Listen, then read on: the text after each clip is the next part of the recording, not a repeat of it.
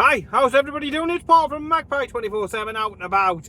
The day after the Cellar weekend concluded, Newcastle United retaining back-to-back Cellar Cup champions after beating Brest. There's probably a joke somewhere there in it, but you know, we'll stay away from that one. We'll stay away from the tightrope. Hope everybody is okay and looking forward to next weekend. Of course, it's the big kick-off. Finally, after what feels like an absolute fucking eternity, which has probably got more to do with the likes of, the car is right to alert me to the fact that I was going to get on to Gareth Southgate very, very quickly. International football, that Borefest over the summer, that is well and truly over with. It's done with. It's in the history books. Lee Carsley! Fuck me, that's probably another video for another day. It gives us all hope, doesn't it, at the end of the day, that we could all become England manager. You've just got to get in with the under-21s first of all, and it's a guaranteed surefire route to the senior England team. That should be fun when it comes to next month and the international games that are coming up. I think it's against Ireland and Finland, don't quote me. But back to more pressing matters, of course. Newcastle United back into full action next weekend. We were out on home turf this weekend. A very, very, very impressive performance. 4-0 against Girona should not be underestimated. You know, they are City Light at the end of the day, part of the City group. They're into the Champions League, which we are not. And they were one of the most talked about teams of all of last season. But they just didn't get going at all, did that, to James's Park, and we absolutely, utterly destroyed them. We're probably the team that's had most minutes, the most closest ready for, you know, Premier League action.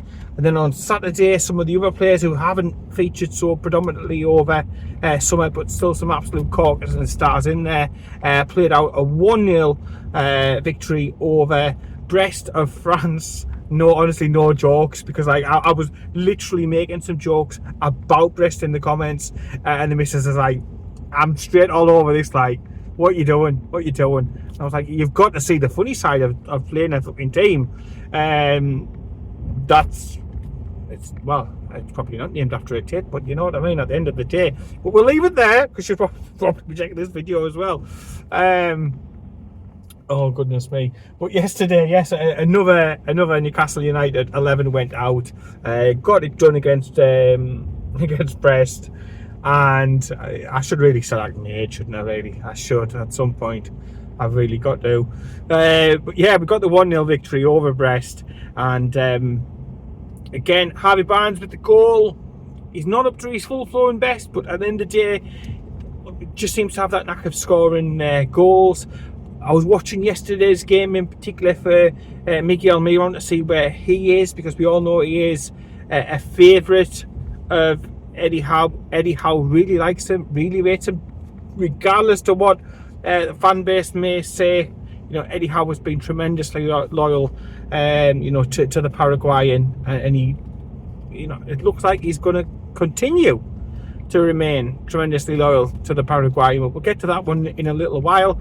I was looking for him, and I was also looking forward to seeing Asula in a Newcastle United shirt, seeing what he can do. A lot's been said down in Sheffield and around South Yorkshire. I've got friends who are Sheffield United supporters, and as I kept coming back to, if you would have told me that Joselu would have left Tyneside and won the Champions League and won the Euros and stuff, I'd have said you were smacked off your tits. Look, he always gave his most when he was in a black and white shirt, but I would never have thought that. Sometimes it's just about the right player at the right club at the right time, with the right coach, with the right support staff, and the right coping mechanisms in place. And then the sky is the absolute and utter limit.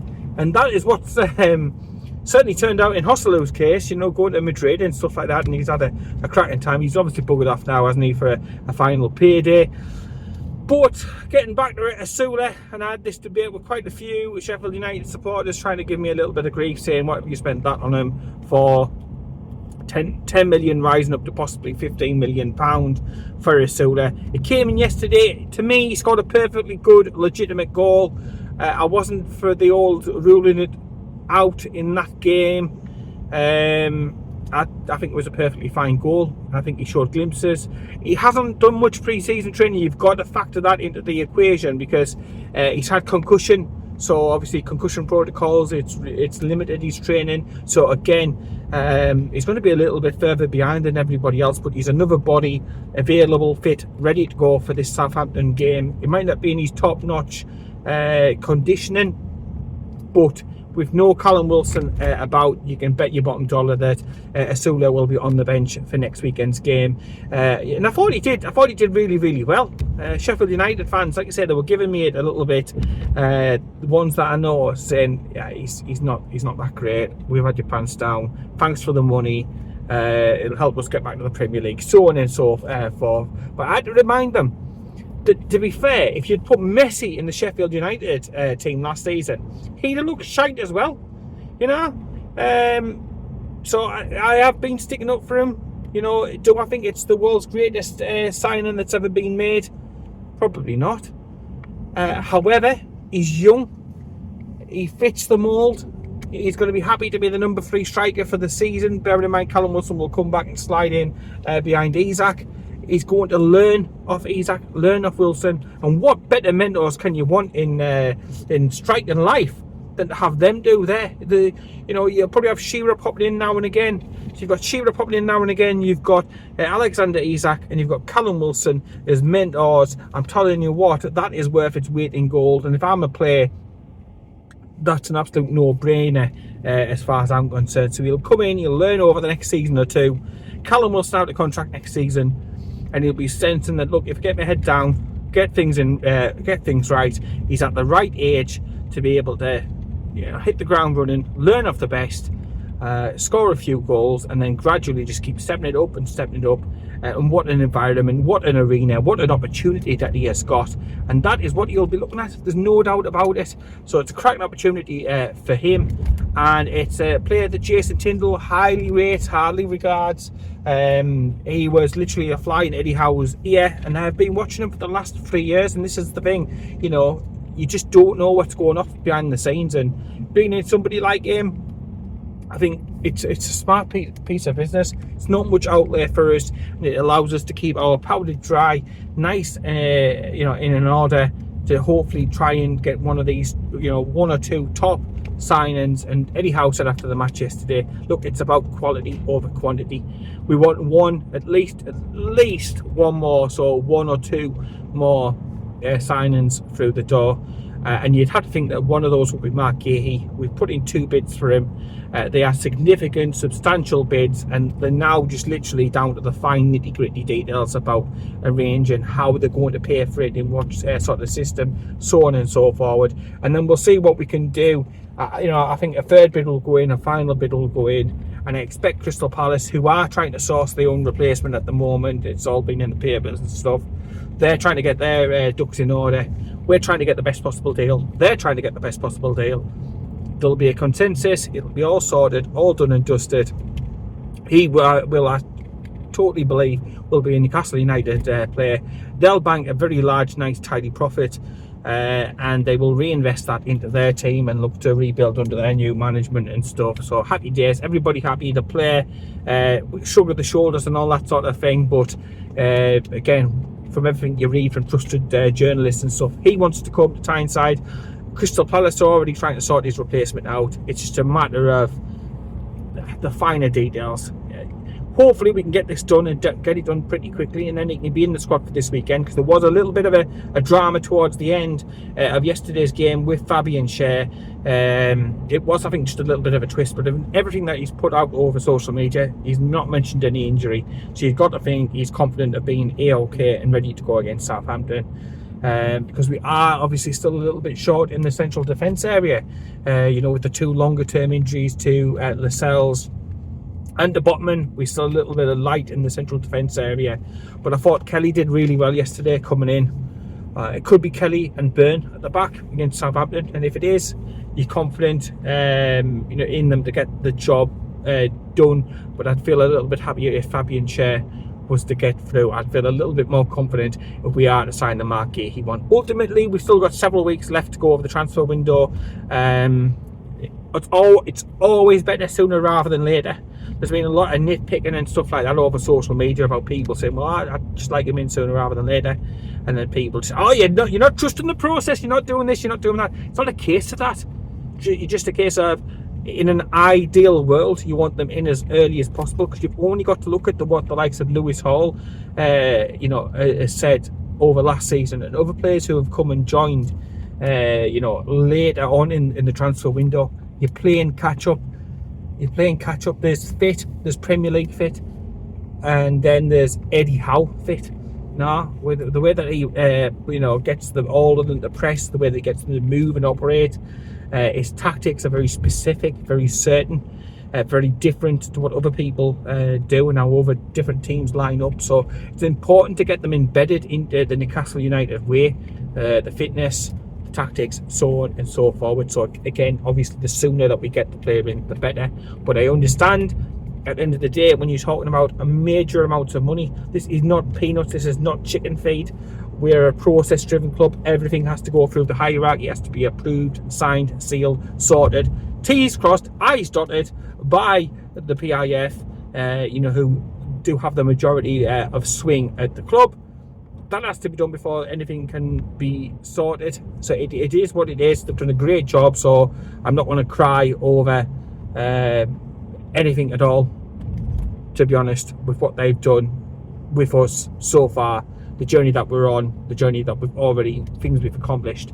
Nah, you don't whinge, you don't complain. It'll happen when it happens, but yeah, ideally sooner rather than later would be absolutely fantastic. And fingers crossed we get that done so that he can be included in the squad to take on Southampton next weekend. Ryan Fraser doesn't look like he's going to be in that squad, does it? And I'm still thinking so all along. I reckon as soon as we get this game out the road, you'll find that all of a sudden that he is sold straight through to Southampton. I don't want him coming back and biting us on the arse anytime, embarrassing us by playing against us. So it's again a bit of smart brokering. I still think he'll end up there. He had a fantastic time last season. Great club, Southampton. I wish them great success after next weekend, of course. So yeah, we'll see how we go on that one, but I expect Ryan Fraser to go, and also as well another couple of other players could probably head out this week. If not this week, then certainly before the end of the month. They're still waiting for news on the likes of Isaac Hayden, who's been given permission to talk to clubs with regards to a loan deal. Martin Dubravka, he played yesterday. Eddie Howe speaking about him in glowing terms as part of the squad. Not for an international first choice keeper. He's going to want to be out there and playing. That was a shop window job, personally, as far as I was concerned yesterday. A bit of a farewell, a bit of a send-off, and I fully expect to see, as I called him, Nikos Dabazas number 2 on the bench next weekend. I'm not even going to try and pronounce that lad's name. But I don't think Dubravka will be on the bench next weekend. In all honesty, Nick Pope will play. Nikos Dabazas number 2, he will be on the bench. I used to really like Nikos Dabazas, so then I think Dubravka will be off. I thought he would have gone to Celtic or something, but they've obviously got Kasper Schmeichel. But I expect to see him off before the close of this transfer window. And then yeah, Hayden, he's allowed out on loan. Fraser, I reckon he'll go to Southampton. He'll finally get his knickers out of a twist. Stop being such a bit of a greedy bastard, wanting his cake and eating it, wanting every penny of his Newcastle United contract paid up in order for him to go down to Southampton. You can't have it all which ways. You cannot have it all which ways. But I expect Fraser to go to Southampton after we have played them. So there's none of that sort of circus. It's an unwanted distraction between him and Howe and Newcastle United.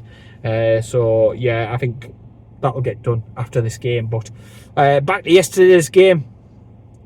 Apart from that, I think there was a lot of good average performances. More about fitness. Pleased that we kept another clean sheet. That can't be stressed the importance of enough. Keeping clean sheets, it's a good habit to get into. And Joe Linton, I thought the previous night before was absolutely and utterly fucking fantastic. He was such a miss last time out. Nice to see Joe Willock back yesterday. He was another one I think important to touch on. Didn't have his best of games, but at the end of the day, he's been missing for so long. It's going to take him a while to get back into the flow of things. A while to get used to how things operate, how things work. But make no mistake about it, just like Tonali will be a major boost and like a new signing and all that sort of thing when he comes back very shortly. Cannot wait to see Tonali back. The atmosphere's going to be fucking bouncing inside St James's Park. but I cannot wait to see Willock back week in, week out. That lad deserves a bit of good luck, and I cannot wait to see him. He's class. He's fucking class. You don't realise until you're when you're inside St James's Park and you watch him, and the speed that lad goes, whether he's in the middle or he's played quite a few times out wide left, and he's just absolutely and utterly a rapid. He's a really gifted, talented footballer. Chronically underappreciated with regards to opposing teams, but great passer. I like him a lot. I'm looking forward to having Joe Willock back. I can't wait for Sandro Tonali to come back. Like 2 new signings there. That's going to be a major boost. Added in with the likes of maybe a Mark Gahey, which I do expect to get done. And fingers crossed, attacking, right wide play to take over the Miggy role. I think Murphy will start the Southampton game. I'm totally, he's been in form. He's getting assists. He's getting goals. You cannot drop the lad when he's in such, good, decent form. On the opposite contrast, Miggy just isn't near it. He went through that purple patch, didn't he, where he couldn't stop scoring every single game. But since then, he's gone on such a long run. He looks a bit devoid of confidence, and I just can't see any sort of justification to start him over Murphy in the Southampton game. Again, it's going to be a little bit disjointed because we've had so many players away at the Copper, away at the Euros, who had to have a break after the competition, but then have missed some of pre-season. That's the most important time of the year, so it's playing catch-up, and some are further behind than others, and Miggy just looks off it. He looks far off it at the moment, but Eddie Howe likes him. Eddie Howe will have him on the bench, I've no doubt about it, for the Southampton game, unless somebody comes in and wants to pay big bucks. But because I understand there's a clamouring from a lot of supporters to see certain players sold, but unless there's people and clubs coming in for these players, where can you park them to? People are saying, Saudi Pro League. It's all just speculation. It's all, we're not privy to any conversations. It could be that there's no bids. So then what do you do with them? You've got to keep them fit. You've got to keep them motivated, and you've got to keep them included in the squad, because he'll be a part of the squad going forward. And it's just about us all getting behind him, so that when he does come on against Southampton, it gets that lift, that belief, and it's like, everybody's still behind us. Again, it's the all together, united, unity, strength, and all that sort of thing. Going back to the flag, but it's true. So when he comes on, which I had no doubt he will come on against the Southampton, in the Southampton game, he'll get a tremendous set of applause. And everybody needs to just be behind him from the start, in my opinion, to get the maximum out of him. And if not, and he comes on and he does well, and he does get another club that's interested in, who are willing to pay probably north of 20 million quid for him, then so be it. Like Dubravka yesterday, a little bit of a shop window job. We'll see and we'll assess the squad when the transfer window closes, and I don't think you can do anything else before then, because it's just ifs and whats and buts and maybes and opinions, because you just don't know. A player may go, one of the big players still may go, and if one of the big players was to go, then that opens another set of doors, doesn't it? As one door closes, the other door opens. So we just don't know until the window shuts, and then we can assess what we've got, the strengths, the weaknesses, and so on and so forth. We can have a good chat about how things lie then, but before that, it's very, very difficult. All I do know is that the business that we've done so far has been absolutely tremendous, and we've got a young lad coming through from the reserve setup as well, who's looking decent. Fingers crossed. Miley's looking great as well. Sanazai, he's looking spot on. Also, he caused no end of trouble for opposition throughout pre-season. To be honest, he's given the opposition lots to think about. He's been very direct. He's very, very raw. But again, you're looking back to Lewis Miley this time last year. Anything is possible. He's not going away. I thought Jamie Miley looked really, really good. And there's another Miley yet to come as well. The Miley production line is absolutely up and running. We've got some good, talented youngsters coming through. But yeah, with regards to transfers, we need a centre back, we need a right midfielder coming in, but we also need to move a few other players on, and hopefully one or two can come in this week, one or two can be shifted out this week, and again, that is only going to help the fan base, only going to settle the nerves. You know, big game, first game of the season, it's always a nervous time, twitchy time and stuff, but yeah, hopefully not too far off, but a successful, good weekend. Obviously, major trouble was averted in the city. That's a major tick. The new fan zone looks absolutely and utterly shit hot. Looking forward to seeing that one for the Southampton game. And yeah, cannot wait. Hopefully a bit of decent weather like today. Next weekend would be much appreciated.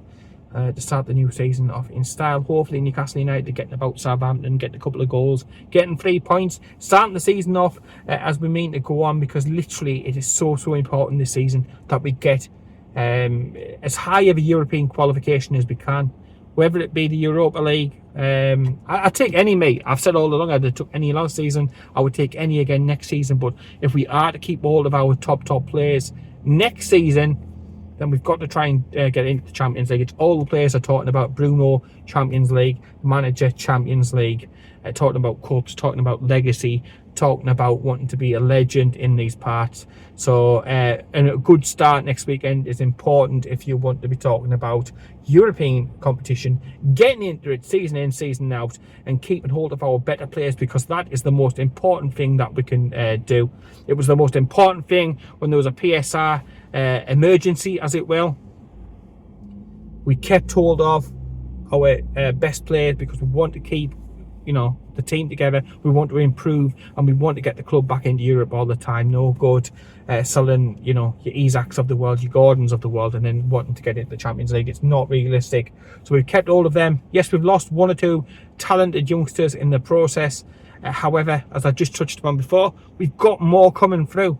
This lad, there was no doubt, there was no wonder. There was such an absolute scramble for his signature when we signed him last year.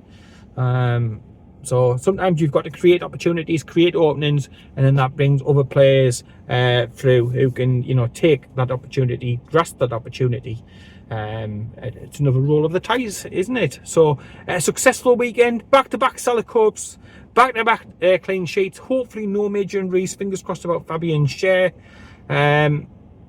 And then, you know, moving closer to transfers, moving closer to bringing players in, and moving a few more of the unwanted players. Deadwood has been called somewhere. I won't go that far, but you know what I mean. Move a couple of those players out.